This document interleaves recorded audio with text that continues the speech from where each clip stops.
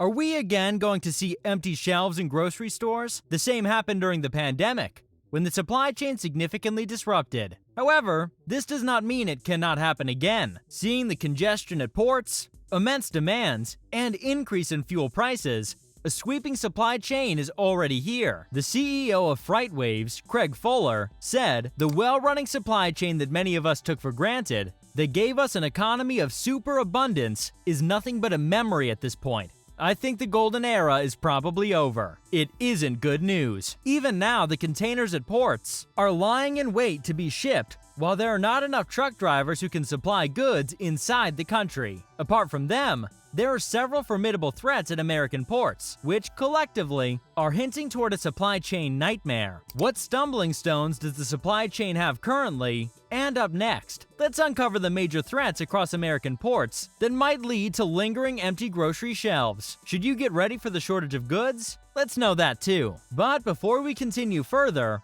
make sure to give this video a like and subscribe to our channel to watch more videos like this one. Having said that, let's get started. During the pandemic, not only the United States, but the whole world saw a supply chain shortage.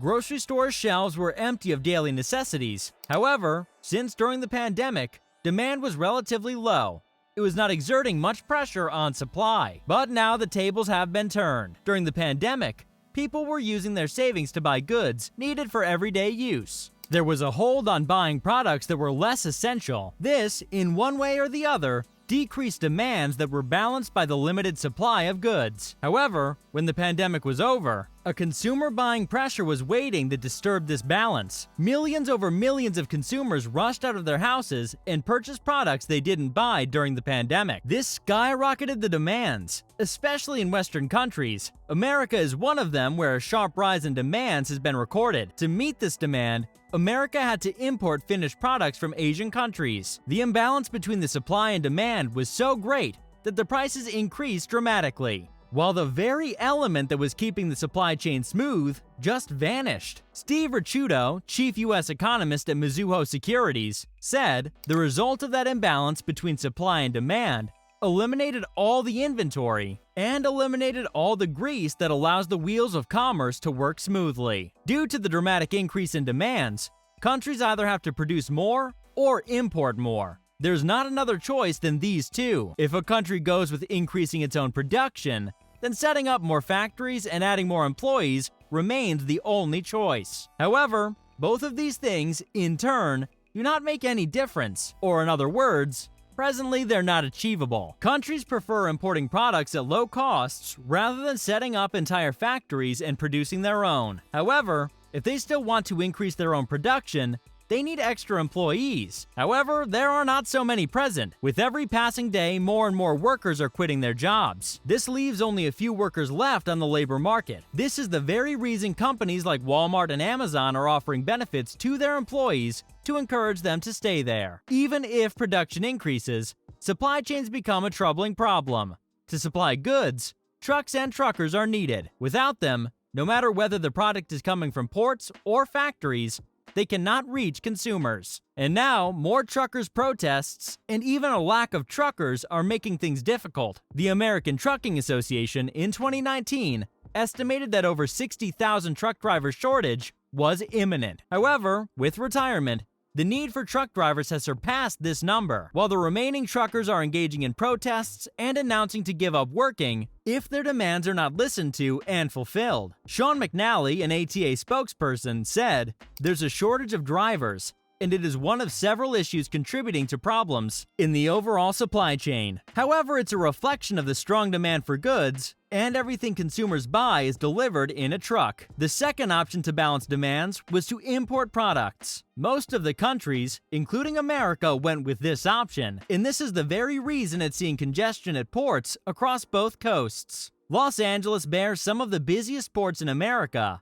and the awaiting containers there are telling the whole story. Hundreds of empty containers are stocked every day, on each other, while cargo records continue to be broken. Even if there are 80% fewer ships anchored off the San Pedro Bay coast, ports are still trying to survive, given the bottleneck conditions. Not only that, but railroads and warehouses are clogged, which is adding more pressure to the supply chain, which is at its last leg. Long waiting queues of trucks have been seen in recent days, which hints toward the lack of infrastructure that kept the supply chain going. It seems that America really had an extraordinary network of supply chains that worked perfectly until a sharp surge in demands occurred. Now, the ports, warehouses, train loads, and trucks are the same in number and capacity. However, the products being carried have multiplied many times. Hence, bottleneck situations and supply chain disruption became rampant. More and more products are coming every day to ports across America. However, there are not plenty of warehouses to store those containers. Furthermore, there aren't enough employees to take care of the products in warehouses, and not enough truck drivers to take them to the consumers. Today, more and more people are ordering online, and this has also increased the pressure on the supply chain. The precarious conditions seen at ports across America present a devastating picture. This is because there are more containers to manage, but less labor to do so. And since it's the summertime, people want to have vacations. That is, making the ports more inhabited by containers than workers. President Joe Biden had earlier announced that the Los Angeles port will work 24/7 to avoid congestion during the holiday season. He said, "Strengthening our supply chains will continue to be my team's focus. If federal support is needed, I will direct all appropriate action. And if the private sector doesn't step up, we're going to call them out and ask them to act." However, this does not seem to make any difference. According to marine traffic and Bloom Global data, the port of Oakland has been badly affected by the supply chain disruption.